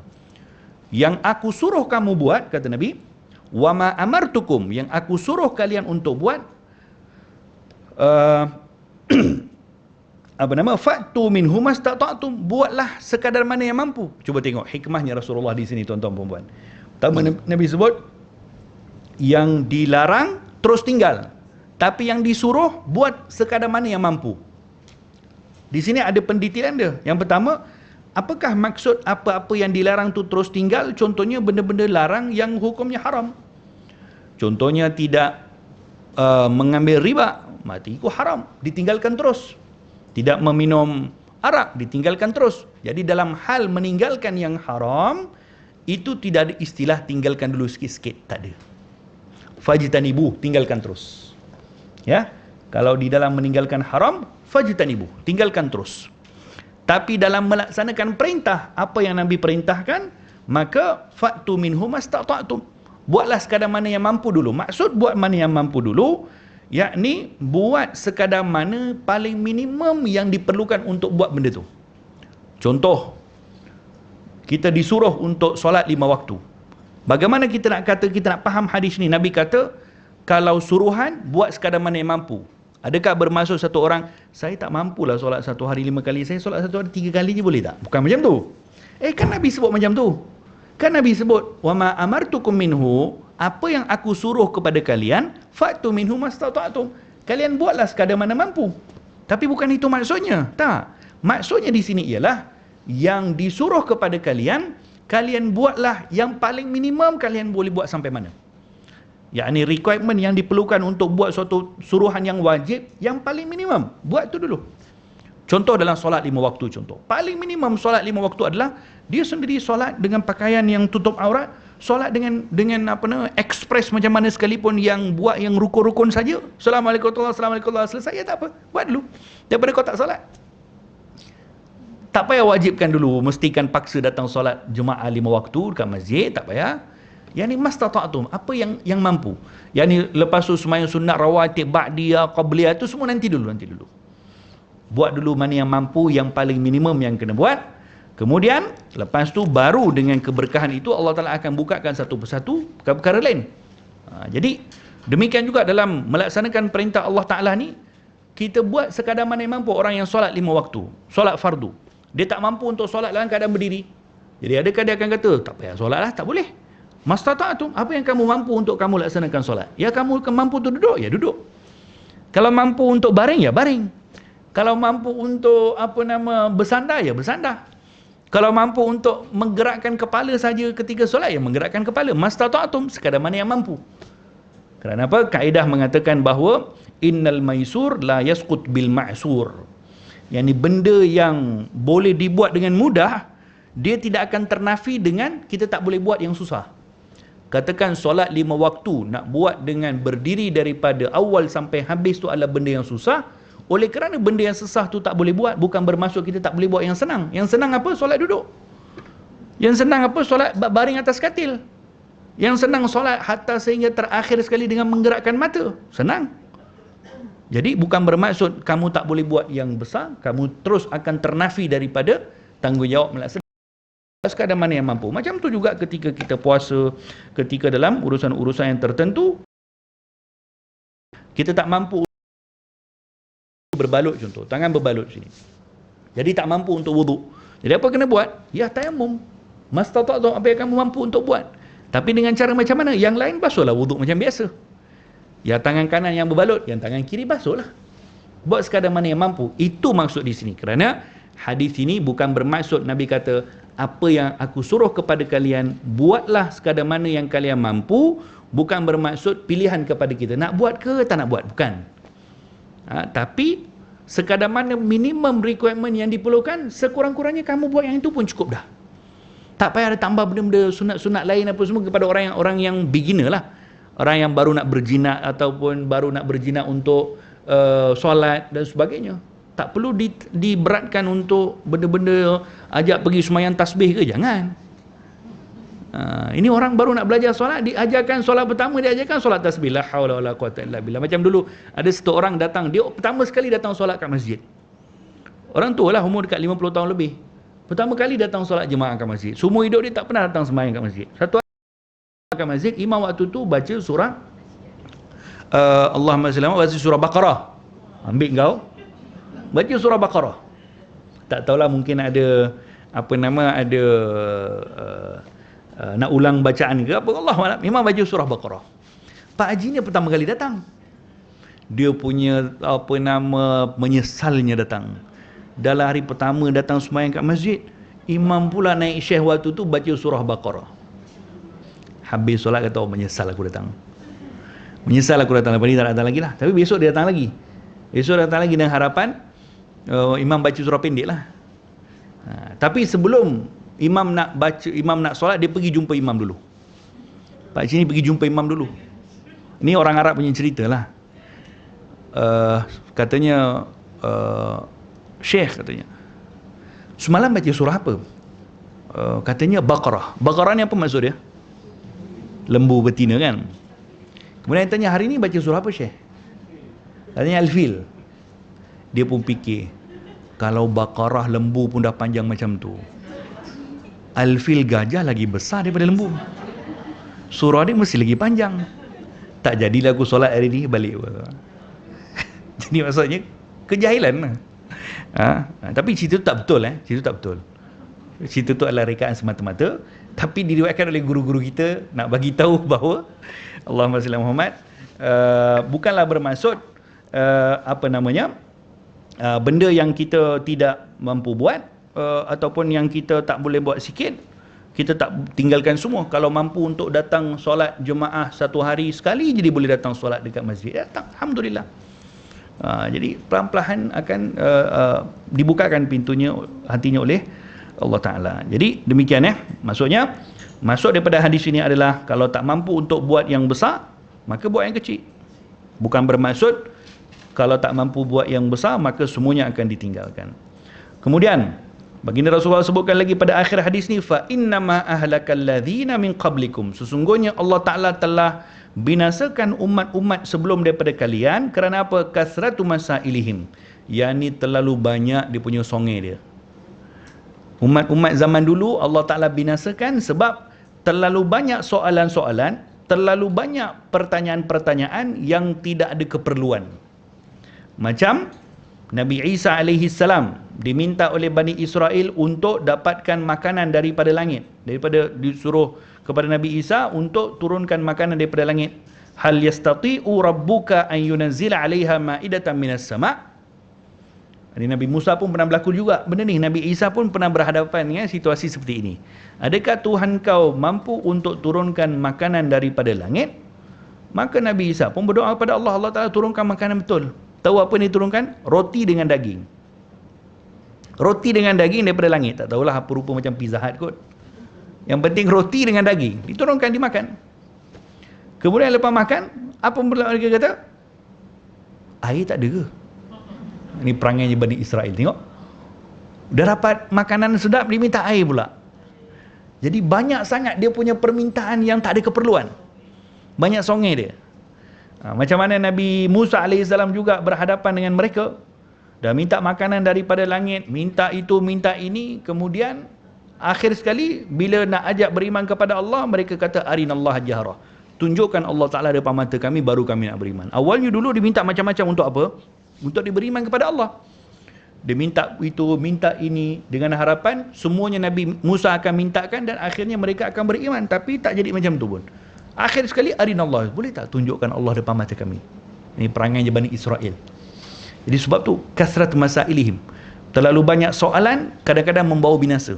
Dia saja, dia bukan tanya soalan sebab nak tahu saja, tak ada kerja. Ada orang macam tu. Semalam ada orang call. Dia biasalah call saudara juga. Biasa call ni, ini popok macam ni lah. Popok yang tanya soalan yang tak ada keperluan. Dia call tanya, Ustaz, saya ada soalan nak tanya. Apa tahu dia tanya sekejap.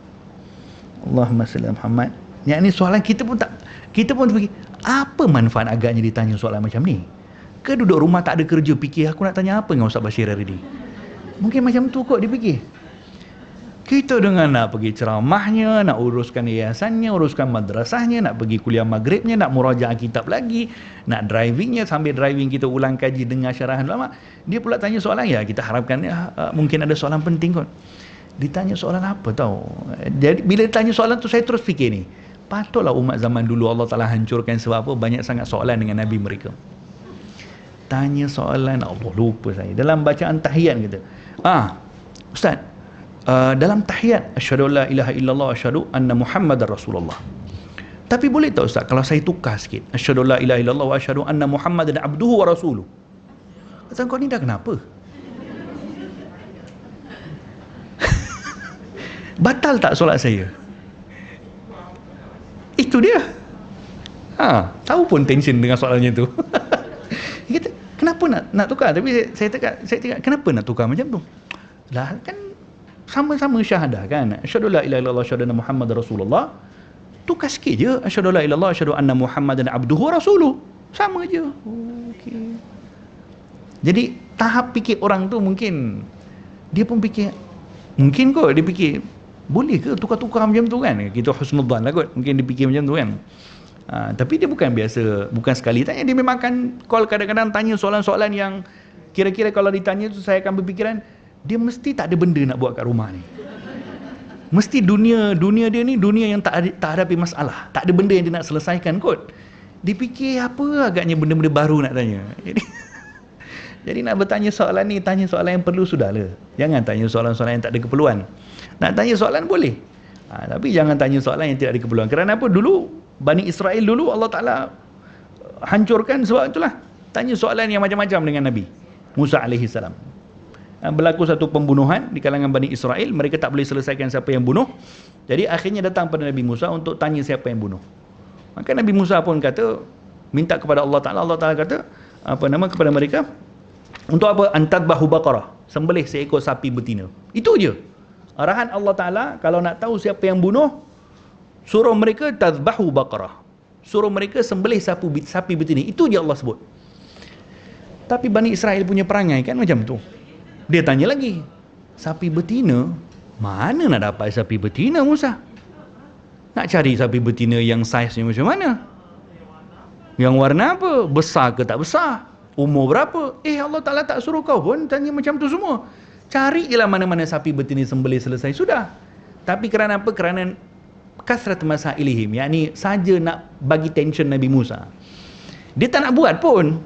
Dia tak nak buat, tapi dia sengaja tanya supaya dengan harapan akhirnya Nabi Musa kata tak payah buat lah. Macam kita lah, contoh perempuan kadang-kadang suruh suami beli barang kat kedai. Dia tak nak pergi pun. Kalau tutup kedai macam mana? Kalau barang tu tak ada macam mana? Kalau tak ada brand tu macam mana? Dia sebenarnya tak nak beli pun. Dia degil, dia tak nak beli pun. Jadi dia akan datangkan banyak soalan supaya akhirnya isteri akan, dah sudahlah bang, tak payah beli, biar saya pergi beli sendirilah. Dia sebenarnya nak macam tu, tapi dia sengaja datangkan soalan-soalan yang banyak. Itu perangai Bani Israel lah tu. Kasrat masailihim. Tapi Bani Israel dia khilaf dengan Nabi mereka, dosa hukumnya. Tapi khilaf dengan isteri okey-okey aja kan. Jadi akhirnya apa? Allah Ta'ala letakkan kepada mereka satu benda yang berat. Oleh kerana terlalu banyak mereka punya songeng, mereka punya soalan, innallaha ya'murukum an tadbahu baqarah. Allah Ta'ala suruh kepada kamu untuk menyembelih seekor sapi betina. Lepas tu sampai akhirnya ketetapan sapi betina warna kuning pada muka kau. Mana nak cari sapi betina warna kuning? Tak ada pun. Akhirnya mereka cari, jumpa satu seekor sapi betina yang dimiliki oleh seorang anak lelaki kecil dan dijual dengan harga yang begitu mahal. Kerana itu warisan pusaka daripada ayahnya, ceritanya panjang lah. Akhirnya mereka beli, lepas tu disuruh sembelih. Dia ambil sebahagian daripada bahagian sapi betina tadi tu yang disembelih, dipotong, kemudian diketuk pada mayat yang disuruh ketuk pada mayat yang mati tadi. Diketuk, mayat tadi bangun bercakap, yang bunuh aku fulan bin fulan. Tapi logik cerita ni panjang ya. Tapi nak bagi tahu di sini kenapa Allah suruh macam tu. Kan senang kalau Nabi Musa diberitahu terus yang bunuh fulan bin fulan, kan selesai masalah. Disuruh benda yang tak logik, yang mereka nak tahu siapa bunuh. Tapi disuruh untuk cari sembelih sapi betina. Apa kena-mengena? Tak ada kena-mengena pun. Tapi di sinilah Allah Ta'ala datangkan perintah untuk menguji mereka ni nak ikut tak cakap Nabi. Taat tak dengan para Nabi dan para Rasul, dan tidak meletakkan arahan Nabi dan Rasul ni sebagai benda yang logik atau tidak. Mereka tak letakkan. Mereka yang letakkan adalah benda ni semua kena timbang dengan neraca akal. Logik ke tak logik? Jadi bila mana arahan Nabi Musa itu dianggap macam tak logik, mereka macam tak puas hatilah. Macam mana satu orang sahabat, waktu Nabi SAW dihidangkan makanan kambing, sup kambing, satu ekor sup kambing tu dihidangkan, maka Nabi kata, bawakan untuk aku zira', peha kambing. Sahabat tadi pun cedokkan satu ekor kambingnya, sahabat tadi pun cedokkan, Nabi pun pegang, Nabi pun gigit makan. Cara Nabi makan peha kambing, Nabi tak cubit-cubit. Tapi Nabi akan pegang tulang tu, akan gigit. Itu cara baginda Rasulullah menikmati makan kambing. Nak tunjuk cara lagi, kita pergi makan nasi Arab, tengok macam mana. Jadi lepas tu Nabi minta lagi, ambilkan satu lagi. Dia pun cedokkan, letak lagi satu. Nabi pun makan. Kemudian Nabi minta lagi. Sahabat kata, ya Rasulullah, kambing ada 2 peha je Rasulullah. Kambing ada 2 je peha. Nabi senyum. Nabi kata, kalau kau diam, mulut kau tadi tak cakap macam tu, kau cedok je sampai aku minta, kau akan dapat. Cedok sampai aku minta, kau akan dapat peha kambing ada dalam tu. Maksudnya apa? Jangan timbang arahan atau sesuatu yang para Nabi sebutkan dengan akal. Tak. Jadi hikmahnya nak bagi tahu macam itulah, macam perangainya Bani Israel tadi. Jadi demikian. Terlalu banyak soalan-soalan ditanya dengan para nabi mereka yang akan membawa kebinasaan kepada mereka, waqtilafihim li anbiyaihim, dan terlalu banyak penentangan ataupun khilaf mereka dengan para nabi-nabi mereka, dengan apa yang disuruh oleh nabi yang ini, mereka tak nak yang itu, nak yang lain. Macam mana zaman Bani Israel dulu, ada satu kumpulan Bani Israel yang tidak mahu untuk menjadikan hari Jumaat sebagai hari ibadat atau hari ibadat, hari perayaan. Jadi Bani Israel di offer dulu untuk jadikan hari Jumaat sebagai hari perayaan. Macam mana kita lah. Inna aidukum hari yang lebih meriah, yang patut diraikan melebihi daripada hari raya Aidilfitri dan hari Aidil Adha adalah hari Jumaat. Nabi kata hari Jumaat adalah hari perayaan bagi kaum muslimin. Tapi Allah Ta'ala sudah offer daripada zaman Nabi Musa lagi kepada Bani Israel untuk jadikan hari Jumaat sebagai hari perayaan, tapi mereka tolak. Mereka nak hari Sabtu. Di offer kepada zaman Nabi Isa AS kepada orang Nasrani, mereka pun tak nak, mereka nak hari Ahad. Kepada umat Nabi Muhammad SAW, terima hari Jumaat sebagai hari perayaan. Sebab itu dalam Quran ada satu kisah namanya kisah Ashabus Sabti. Ashabus Sabti ni adalah kisah kumpulan hari Sabtu. Ini merujuk kepada kisah satu orang kumpulan daripada kalangan Bani Israel, daripada kalangan nelayan, ketika mana mereka di offer untuk menjadikan hari Jumaat sebagai hari perayaan, mereka tak nak, dan mereka minta kepada Nabi nak bagi tahu mereka nak hari Sabtu. Jadi bila mana hari Sabtu holiday lah, syariat Bani Israel dulu, kalau hari holiday mereka tidak boleh bekerja, haram bekerja. Kalau yang nelayan tak boleh tangkap ikan, kalau yang berniaga tak boleh berniaga, kalau pergi kerja petani tak boleh berkebun, tak boleh, haram. Hari perayaan tak boleh bekerja, seminggu sekali, haram bekerja. Kita kalau kerja double pay. Jadi syariat dululah, sekarang dah tak pakailah syariat tu. Jadi haram bekerja. Jadi Allah Ta'ala berikan kepada mereka balak, ujian, kerana mereka nak degil sangat nak juga hari Sabtu.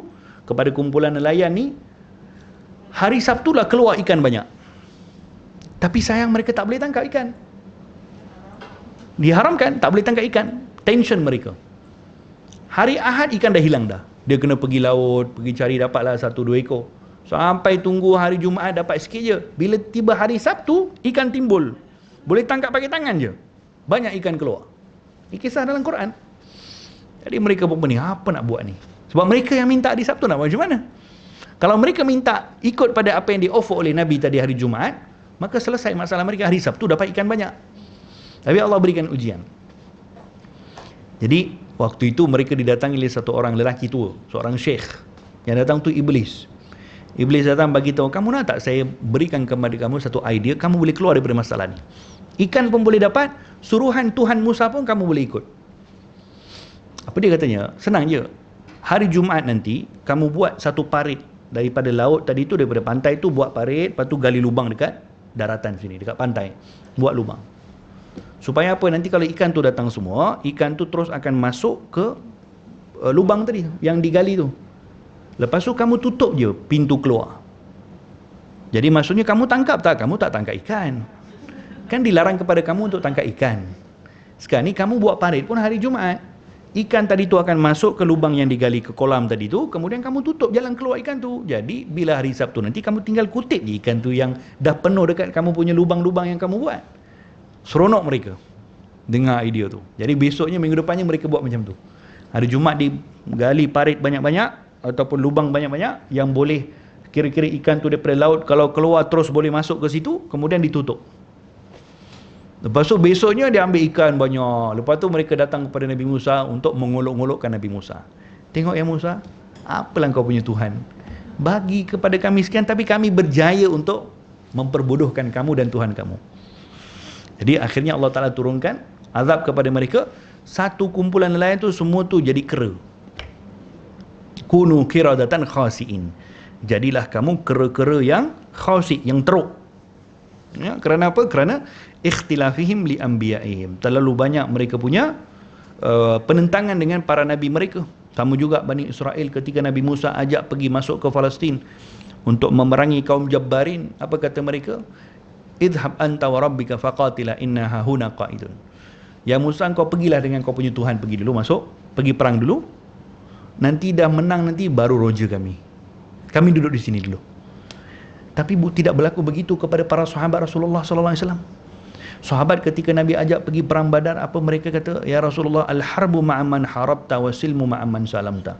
Kami akan berperang dengan siapa yang kau perang, kami akan berdamai dengan siapa yang kamu berdamai. Kalau kamu suruh kami berjalan di atas lautan pun kami akan jalan. Dan memang hakikatnya macam tu, kerana mereka meletakkan suruhan Nabi itu sebagai satu perkara yang agung. Satu kumpulan sahabat Nabi hantar pergi musafir. Nabi kata, kamu nak pergi ke satu negeri tu, laluan kamu yang ni straight je. Kamu pergi situ straight, kamu akan sampai. Satu kumpulan sahabat, mereka pergi straight, jumpa laut. Nak pergi straight macam mana laut? Tak ada kapal, tak ada apa. Yang lain-lain pun dah tanya, kita kena tukar laluan kot. Mungkin kita kena pergi laluan lain. Tak, ini arahan Rasulullah. Kalau Nabi dah kata ini kapunya, lalu nak buat apa? Jalan je lah, jalan atas laut, jalan. Sampai jumpa ke tempat tu, jalan atas laut. Laut tu jadi jalan. Jalan atas laut. Sebab apa? Arahannya Rasulullah. Jadi mereka meletakkan arahannya Rasulullah sebagai satu ketaatan yang teragung. Tidak seperti mana Bani Israel, bila mana diarahkan sesuatu, ikhtilafihim, banyak berlaku penentangan dengan arahan yang diberikan oleh para nabi-nabi mereka. Fa innama ahlakal ladina. Jadi kebinasaan tu akan datang bila mana banyaknya menentang wahyu Allah Ta'ala, banyaknya menentang para rasul, banyaknya menentang apa yang diarahkan oleh para nabi dan para rasul, maka Allah Ta'ala akan binasakan kaum tersebut. Banyak sangat dia punya penentangan, banyak sangat ada sesuatu yang dah jelas hukumnya, dia punya penentangan tu akan datang dengan macam-macam logik akal yang difikirkan lah. Difikirkan logiknya macam tu, logiknya macam ni, ini mungkin tak betul, ini mungkin perlu diubah, walhal benda tu dah qat'i, dah jelas dalam Quran, dalam hadis. Maka kasrat masailihim, banyak sangat soalan-soalan dan banyak sangat penentangan dengan para nabi akan menyebabkan dibinasakan oleh Allah Ta'ala. Tapi bukanlah bermaksud kita tak boleh tanya soalan. Tak, boleh tanya soalan, tak ada masalah. Tapi tanya soalan, biar tanya soalan yang perlu. Kan dalam kisah suratul Kahfi ada pengajaran Nabi Musa dengan Nabi Khidir. Nabi Musa apa disyaratkan oleh Nabi Khidir? Walaupun Nabi Musa ni Rasul, Nabi Khidir Nabi je, Nabi Musa Rasul Ulul Azmi lagi. Tapi waktu itu dari segi ilmu Allah Ta'ala berikan lebih kepada Nabi Khidir AS. Walaupun Nabi Musa seorang Rasul, tapi keilmuan hari itu Allah Ta'ala berikan yang lebih kepada Nabi Khidir. Dan Nabi Khidir waktu itu Allah boleh anggap sebagai guru kepada Nabi Musa. Kamu boleh ikut aku, ya Musa, tak ada masalah. Tapi satu je, jangan tanya soalan. Betul? Jangan tanya apa-apa pun yang aku buat. Aku suruh buat apa, buat. Jangan tanya. Kalau tanya soalan, maka hadza firaqu baini wa bainik. Maka itu adalah pemisah di antara aku dengan kau. Sa'unabbiuka bi ta'wili malam tuhitu bi khubra. Aku akan bagi tahu apa yang berlaku tadi, yang diruntuhkan temboknya, dipecahkan, dibocorkan sampannya, kemudian dibunuh anak lelaki yang kecil. Semua tu kalau difikirkan secara logik, ini zalim. Tapi kan sudah diberitahu tadi, ini wahyu dari Allah Ta'ala. Jangan diletakkan urusan wahyu ini sebagai satu perkara yang ingin sentiasa dipersoal. Tak ada masalah untuk bertanya, tapi bertanya tu untuk menghilangkan kejahilan, untuk menghilangkan kekeliruan. Jangan bertanya untuk jadikan orang yang ditanya tu jadi lagi keliru. Dia tanya tu untuk apa saja, nak test ilmu. Ini tak beradab. Ada orang macam tu, dia tanya tu untuk saja nak test. Ustaz ni boleh jawab tak aku punya soalan? Dia tahu dah jawapan, tapi saja nak test. Ini tak beradab. Ini kurang ajar namanya. Dan berkat, hilang berkat macam tu. Kalau datang majlis ilmu, duduk dalam majlis para masyayikh, tanya soalan sengaja untuk nak menguji ilmu. Jangan datanglah kalau nak menguji para guru-guru. Itu bukan tugasnya kita untuk menguji. Ini ada satu sikap yang saya tak berapa gemar juga bila pergi ke beberapa tempat. Tengah ceramah kita diedarkan borang penilaian. Ini satu budaya yang cukup tidak bagus. Saya tak faham saya apa dia punya motif. Ya, motifnya mungkin ada, tapi bukan itu caranya. Tidak. Ya, kamu nak edarkan borang, habis ceramah bagi jemaah, bawa balik rumah, edarkan, terpulang. Tapi ini kita tengah mengajar kat depan. Yang akan menilai kita mungkin driver Grab. Yang akan menilai kita mungkin tukang sapu. Yang akan menilai kita mungkin entah siapa. Apa yang diletakkan untuk memberikan penilaian? Tak betul, cara ni tak betul. Tak kisahlah siapa punya arahan, cara ni tak betul. Perlu diubah.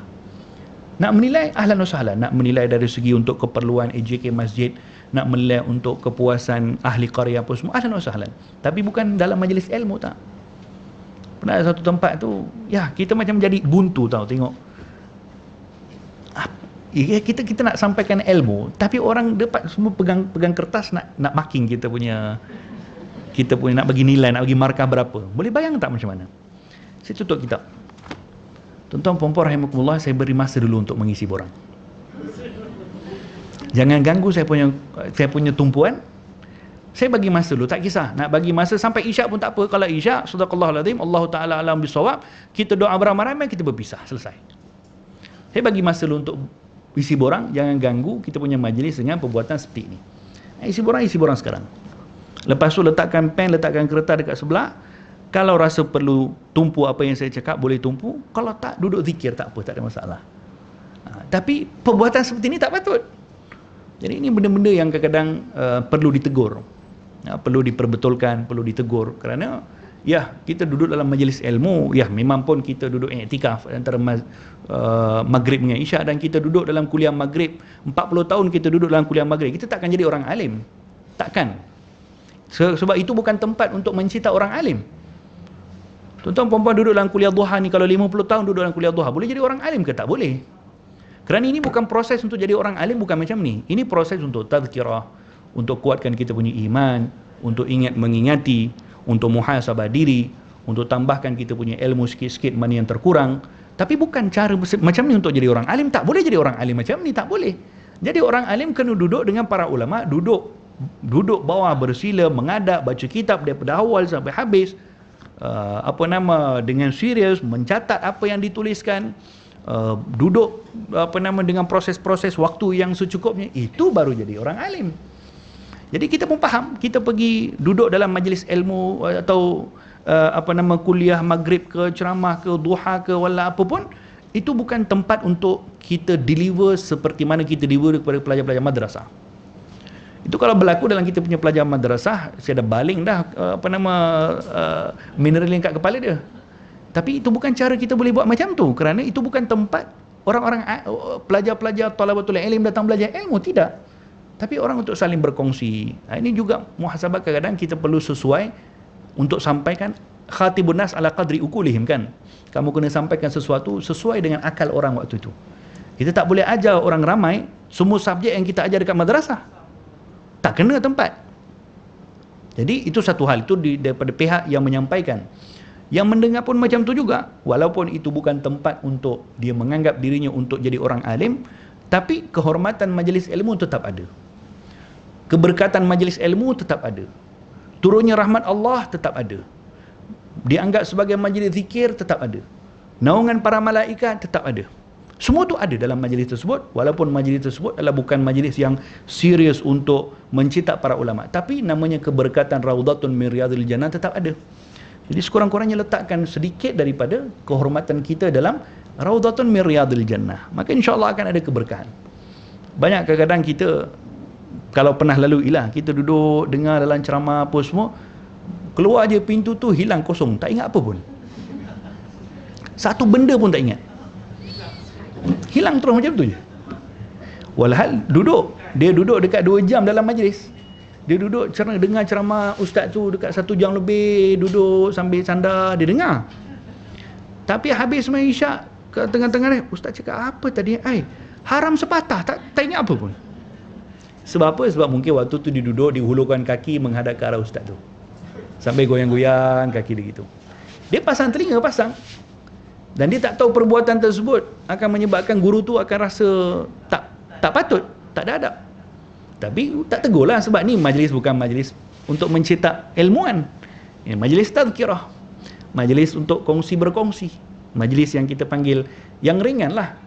Tetapi kepada yang duduk dalam majlis tu, dia sendiri yang akan bawa pulang apa bahagian dia daripada majlis tersebut.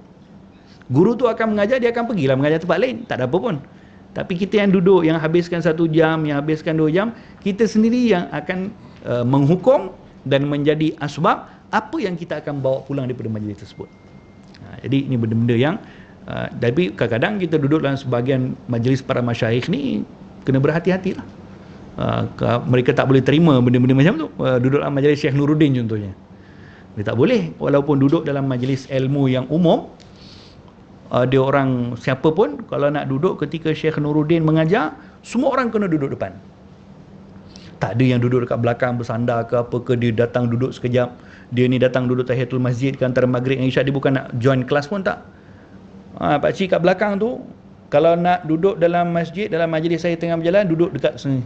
Kalau tak nak, balik, pergi balik. Macam tu je dia tegur. Kerana apa? Kerana mereka melalui proses yang seperti itu, belajar ilmunya macam tu. Syekh Nuruddin kalau duduk dalam satu majlis, kalau duduk bersila daripada awal sampai habis, bersilalah dia, takkan berubah sikit pun dia punya kaki. Jadi kita yang kena letakkan apa yang kita akan bawa pulang daripada satu-satu majlis ilmu. Yang akan kita bawa pulang adalah ilmunya, yang akan kita bawa pulang adalah perut kita yang akan kenyang sekejap lagi kalau dapat makan. Yang akan kita bawa pulang adalah masa kita yang kita terisi dengan 2 jam tanpa ada apa-apa. Masing-masing akan membawa pulang haknya masing-masing dalam suatu majlis. Dan keberkahan tu kita tak tahu berkatnya. Ada satu orang syekh, satu orang guru kami di Mesir, ulama hadis yang hebat, masya-Allah tabarakallah. Dia punya hafalan hadis tu luar biasa. Jadi ceritakan berkat dia punya hafalan hadis tu boleh luar biasa sebab satu hari ayahnya pernah bawa dia, waktu ayahnya dukung dia masih kecil lagi, masih baby lagi. Ayah dia bawa dia pergi masuk dalam satu majlis, duduk dekat belakang sekali. Dan majlis tu dia hadir seorang ulama besar di Mesir waktu tu. Dalam majlis tu syekh tu berikan ijazah hadis kepada semua orang. Dan aku waktu itu, ni bapaknya orang biasa, bukan orang alim pun. Bapaknya waktu tu kerana mahabbah kepada ilmu, mahabbah kepada para ulama, bapak tu waktu tu berniat, ya Allah, aku ni tak layak untuk dapatkan ijazah hadis, aku tak faham apa benda pun. Tapi aku doa pada engkau, mudah-mudahan ijazah ni dengan berkat aku dukung aku punya anak ni sampai kepada dia. Nanti itu berkat ayah aku pernah sekali je bawa ke majlis Syekh Fulan, saya tak ingat apa nama Syekh tu. Aku jadi Allah Ta'ala bukakan aku punya hati, hafalan hadisnya luar biasa. Itu kalau kutubus sittah semuanya di dalam kepala dia. Kerana apa? Kerana berkat ayahnya dulu bawa ke majlis para ulama. Jadi kita tak nampak hari ni keberkatan bawa budak kecil ni, kita tak nampak hari ni. Tapi insya-Allah satu hari kalau mak bapaknya letakkan satu niat yang bagus, dia akan berikan kesan. Walaupun budak-budak datang majlis semua, dia bukan nak dengar sangat pun. Dia tak dengar sangat pun. Kalau tanya adik ni, tadi ustaz cakap apa? Tak tahulah tu cakap apa. Kan? Adik tengok, ustaz ni hidung dia mancung, tengok macam tu je. Dia mungkin tak faham pun. Macam Anas bin Malik. Macam Anas bin Malik radhiyallahu anhu arda. Anas bin Malik waktu duduk dengan majlis Nabi, waktu tu umurnya berapa tahun? 3 tahun, 4 tahun. Waktu Rasulullah meninggal umurnya 13 tahun. Dia duduk dalam majlis Nabi, dia tengok muka Nabi. Umur 3 tahun, 4 tahun, dia faham apa? Tak faham apa dia. Dia tengok muka Nabi, dia tengok gigi Nabi, dia tengok senyuman Nabi, dia tengok semuanya dia tengok. Dan faedahnya apa? Dia jadi sahabat Nabi yang paling banyak sekali riwayatkan hadis tentang wajah Nabi atau tentang sifat tubuh badan Nabi. Sebab dia yang berikan tumpuan. Sahabat-sahabat Nabi yang kibar, yang senior-senior, mereka kalau duduk dalam majlis Nabi, mereka akan tumpukan apa yang Nabi cakap. Seperti mana di atas kepala mereka tu ada burung, mereka tak gerak sikit pun. Dan tak beradab pula kalau sahabat-sahabat Nabi yang senior tu kalau duduk, dia tak tumpukan kepada apa yang Nabi cakap, tumpukan kepada benda lain. Macam Anas bin Malik tumpukan tadi kan, tengok mata Nabi bulatnya macam mana.